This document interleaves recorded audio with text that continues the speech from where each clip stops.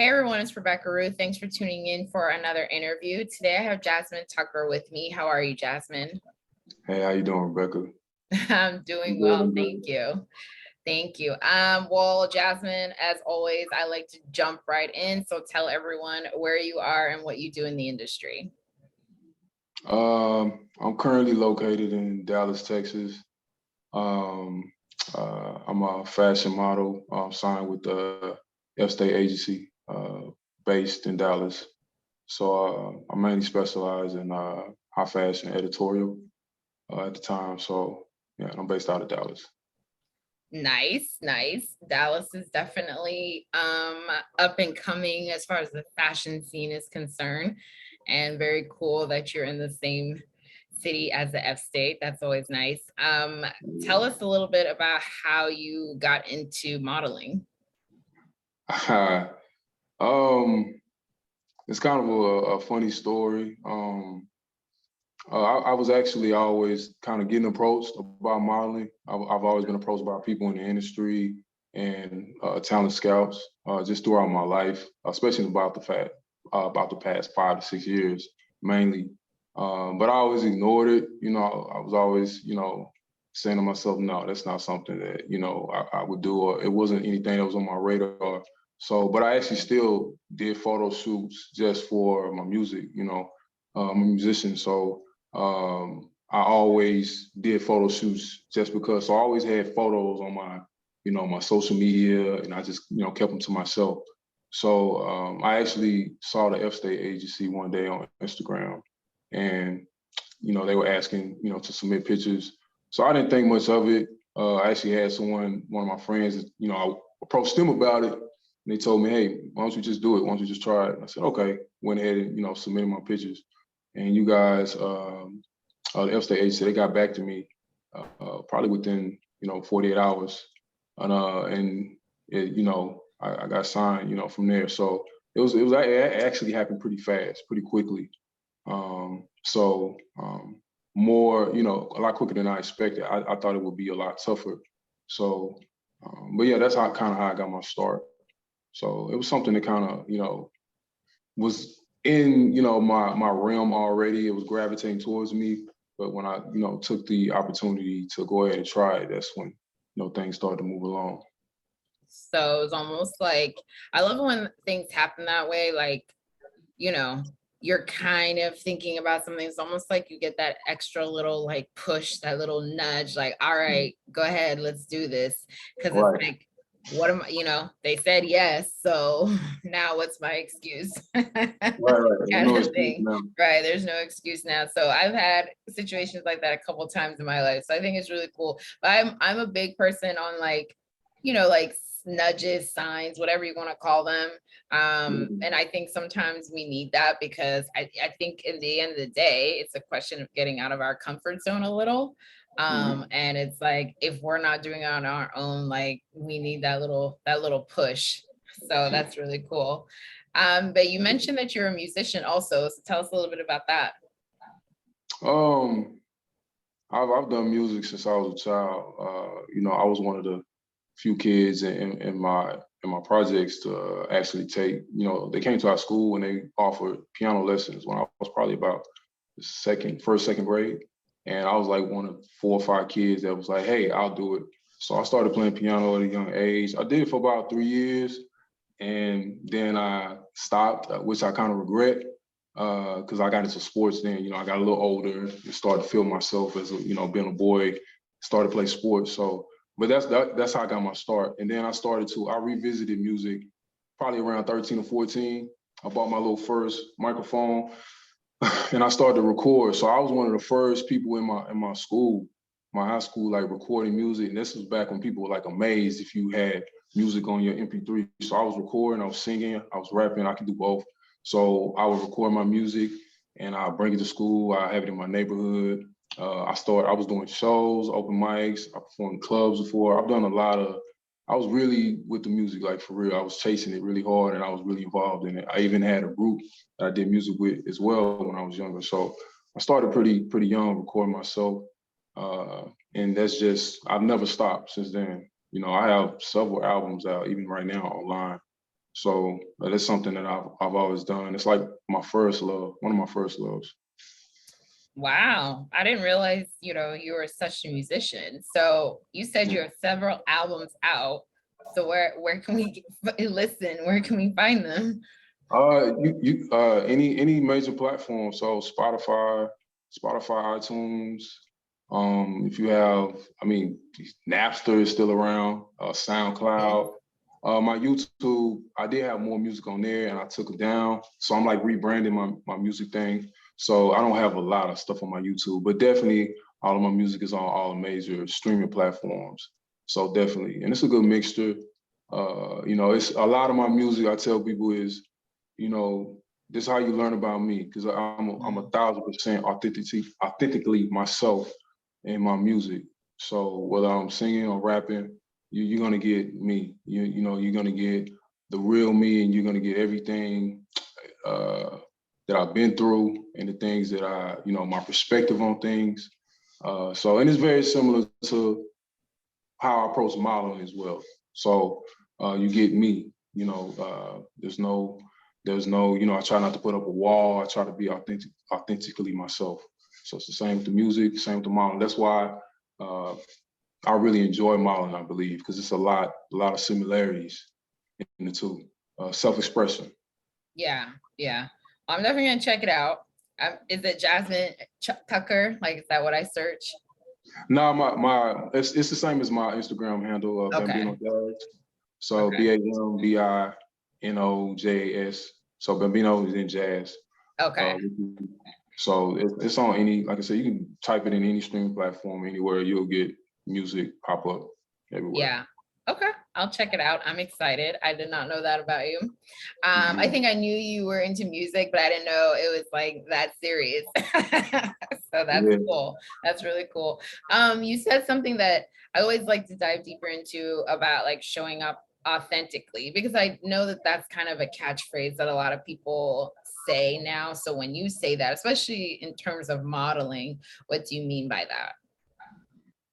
Um, well, first of all, it's very important, you know, just in your everyday life, but especially when you're showing up in you know, in your modeling, when you know, when it comes to your photo shoots, or when you're working with you know, collaborating with other models or photographers, makeup artists, stylists, et cetera, et cetera. It's very important to be yourself. That's something that I really stand on, and I think that it's very important. Very important as far as allowing yourself to blossom and continue to grow when you're able to be yourself. You're comfortable. Hopefully, you're comfortable with being yourself, and it just allows you to learn and soak up. With me, like you said earlier about the spirituality thing and just energy, things like that, I believe in that as well. I'm very big on that. So when you're being yourself, you allow the universe to work with you. You allow God to work with you, and so it's very important to be yourself. So I'm not a big fan of being someone else or trying to be someone else. So when you get in front of that camera, just be you. Yeah. It's a lot easier. It's a lot easier when me, I don't think much. I don't think much. And I just kind of, I be myself. So I throw a little bit of my attitude in there, but I also try to remain professional at the same time. But definitely that's one of the biggest things. I think sometimes people try to, they think too much, they overthink. But definitely when you be yourself, you can never fail. You can never fail being yourself. So it's very important when you're approaching modeling or anything in the fashion industry. Yeah. You know, I really like that because obviously we know this industry, we know what it's all about, right? And I think that a lot of times when I'm talking to creatives, they get very caught up, they get very stuck in their head, because at the end of the day, the client's looking for something particular, the photographer's looking for something, and what if I'm not what they want, or I'm not what they want, or I'm not, and I'm just like, listen, it might be unfortunate that you didn't get that job, but at the end of the day, and I'm very maybe a little too direct, but I'm like, at the end of the day, if you're not what they're looking for, you're not what they're looking for, but you're going to be what someone else is looking for. Right. So as you say, show up as yourself and you're going to work for somebody, maybe just not this one, you know? So I think that's really important, you know, especially in this industry. And like, this industry has come a long way, as we know. We're seeing different sizes, different colors, different everything on the runway and in campaigns. Now we're seeing, body hair, like we're just seeing all kinds of things in the industry now that we weren't seeing years ago. So I mean, we're seeing Fenty has a model, I think she's like 70, like we're seeing everything now. So for me, I tell people truly, honestly, there's a place for almost everyone, I think, at this point in the industry. So stop trying to be this person or that person or whatever, and just show up as you. And I think, I always refer to Ashley Graham because I think she's just done such a great job. Obviously she's, a plus size model and stuff like that, but besides that, she's just done such a great job in her personal life and in her social media, just kind of showing she's just a normal person. Yes, she happens to be a model, but she shows she shows herself, her true self. And I think that where we've come in this industry, that sends a very big message. So I love that you say that, because I just wish more people would do it in this industry. Yeah, you want people to want you for you. Right. One thing that I've noticed on social media, and you probably recognize as well, this trend where people, and I'm not knocking these guys because a lot of these guys are very multi-talented, but you'll see people, they'll get on and get really popular and get all these followers from doing one thing, and then they'll switch up. And it's like, well, people want you for this. So if you were a comedian first and now you're trying to be a musician, that can work, and it has, but you kind of throw people off. And so I think sometimes people take one route in order to get another route. And I get it. Sometimes that's what you have to do. Sometimes you got to take the scenic, but as long as you can remain yourself. So if you're doing that one thing and you can still find yourself within that and navigate those other waters, navigate the waters to be able to get to the other side of what you, I guess, assuming what you really want to do, then I think it's all good. I think it's all good. But definitely find yourself and remain yourself at all times and be you. Be unapologetic in everything that you do, say, and never, don't back down. I'm like that too. I'm very straightforward too. Sometimes I get slack about that from family and friends. Me too. But I'm being myself. I just tell people I'm being myself. This is me. This is me. I can't be anything else. And the one thing about me is you always gonna get me. I've had people tell me like, man, you never changed. You're literally the same person from when we were little kids in the projects. Yeah, I am. There's nothing changed other than me getting taller and I'm, more experienced and more mature. Yeah. Where do you think that comes from? That authenticity in you? I think it's a lot of, I was raised by my grandmother, so I saw my grandmother be herself. And I learned to, my grandmother was a strong Christian woman. She was a missionary. So I watched her be herself, even in the midst of our environment. So I see my grandmother be a strong Christian woman, but she also had to be a very tough woman as well with the things she came face to face with. So, but I was able to watch her and see her still be loving, still be kind, but still, be, a little aggressive if she needed to be. And she still remained herself at all times. So I always found it to be cool, I guess. I was like, my grandmother, she's a strong woman of God, but then she can still have a good time, laugh and joke. She can mentor people. She gives back to the community. I watched her do a lot of that. So she's one of the first people I've seen do that, be authentically herself. And, I thank her for that, rest in peace to her. So she's a great woman. Yeah. Well, yeah, it's great to have great role models for us. Something that I talk about a lot within the industry is, I mean, you were raised by your grandmother, and I talk about the importance of having positive people around you.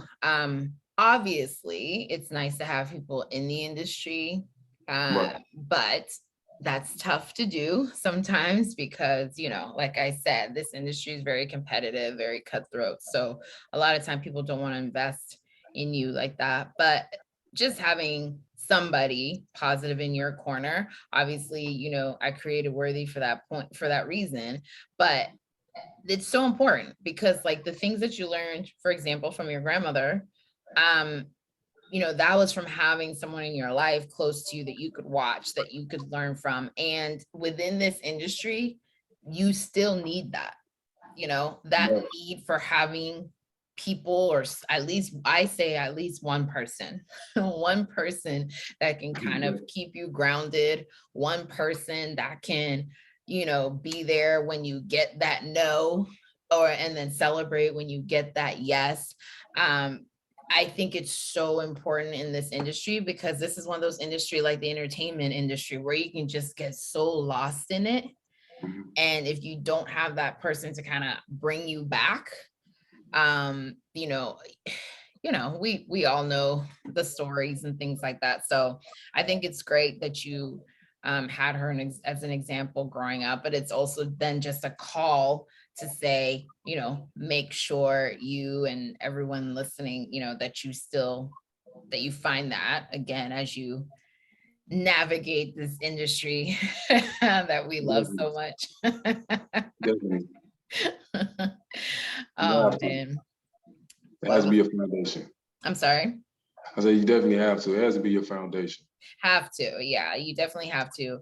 Having been in this industry for almost 20 years, I can tell you if I didn't have the actual friends and the mentor that I had, I mean, I think I still would have been successful, but I think I would have really gotten lost in it and Mhm. probably let it get to my head a little too much, you know, just being transparent. So I think it was good to have people around me who could like rein me in a little. And it's definitely an industry where you'll see big-headed people. You'll run into that. So yeah, it's you can see a lot of the, I guess, the dark side of it. You know, you run into people who can be that way, but you know, from my short experience so far, I've you know witnessed nothing but great people, That's people good. who are very welcoming, very supportive. So I thank God for that, definitely. Absolutely, definitely. So Jasmine, you've been in the industry for a little bit, but I mean, I think because you have experience as a musician, a lot of, you know, the lifestyle, I guess you could say, kind of correlates with the fashion industry and things like that. So I mean, like, where are you looking to go next in your career? My goal is to be one of the top male models in the world. It's definitely my goal. I was thinking earlier, I do a lot of self reflecting, and I was just thinking to myself, um, I'm not interested in small risk. I'm a person who wants to take big risks because I desire big prizes. So that's what I'm looking to do. I don't want to do. I don't want to be safe. I don't want to do well, maybe we'll try this just to be able to, no, let's do what we need to do to get to the final destination or to the highest a peak of that mountain. So definitely I want to be one of the top male models in the world, and I definitely know that that's something that I'm capable of. So that's what I'm working towards. So um, I'm getting right now. I'm getting my book together, my portfolio. I eat my book, getting that together, and I'm working with shout out to Carlos Vincent. He's here, locally in Dallas, and he's very great at what he does. So I've been working with him a lot, and he's been teaching me a lot as well. It's been a really great positive experience, and me and him are on the same page. We're definitely on the same page, and shout out to Fstate and Ezra as well. He's had my back, so he's very encouraging and motivating as well. So I think we're all on the same page, and that's what we're looking for. We're looking to get to the highest level possible. Yeah. Well, I don't really see why that's not possible and why that's not attainable for you. I think that the biggest thing in this industry, which you already have, is that mindset, that attitude. I never mince words. I don't ever sugarcoat. This is a hard industry. It is. there's, you know, you do actually have to work for it, unless your name, and I know this is up for debate, but unless your parents or somebody's already in the industry and already well known, you can't just walk on to anything, even though they all say they don't, but they do. Anyway. Yeah. So like you do have to work for it. But at the end of the day, if you have that mindset of I'm just gonna keep going until, there's nothing you can't do. And then also just being flexible and being able to pivot, because the good thing about this industry is that there are a lot of different ways your career can go. There's a lot of different directions. So, you know, you do something for a couple of years and then you can pivot. And the next thing you know, I don't know, you may be a creative director, you may be a designer, like who knows? The sky's kind of the limit with this industry. So I think flexibility and just a strong mindset of we're just going to keep doing this thing, you know, it pays off. And it's funny, once it starts to pay off, it's like kind of like really quick. It's like things just start and you're like, oh wow, okay. So I always tell people, take this slower time to get yourself together, get your mindset together, get your, you know, for some people, not you, but like get your ego in check, like work on you and the person you are, because when those opportunities start coming, you want to make sure that you can handle them and you can handle them in a positive way. So that's really nice to hear. Before we sign off here, is there anyone in the industry that you look up to? Like, I don't want to say idol because that sounds very like, but you know, just someone you look up to in the industry. Definitely, from a model standpoint, I'm definitely a big fan of Tyson Beckford. You know, and it's not even just because obviously he's probably the biggest male model ever. But you know, I've researched him and I watched a lot about his story, and he had a lot of similarities that I had in my childhood. You know, not having a lot of confidence and kind of, you know, people looking at you one way and you're thinking, oh, who, me? Or you think I could do that?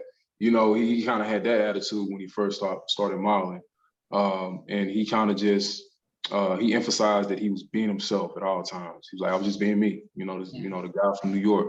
So definitely him. I'm a big fan of I'm not sure if I'm gonna pronounce his last name right, but David Abekbar, I believe. I think I'm saying his name wrong. David Abakbi. Okay. He's a pretty established model. He's actually, when I was doing my research, he was actually one of the top 10 models in the world the last couple of years ago. So, but he's also a mixed martial artist as well. And, you know, I also have a background in fighting as well. So I think that's pretty cool. So it's cool to be able to see him to, you know, do his modeling thing. And he's also artistic as well. So I think he enjoys art and photography. So it's cool to see other models that also, you know, put their other interests, you know, along with the modeling. They put them all together and able to explore those other avenues. So definitely those two guys. And really just anybody. I'm gonna be honest with you. I study and look at anybody. I definitely study. I study other models. It can be anybody just that comes across my Instagram.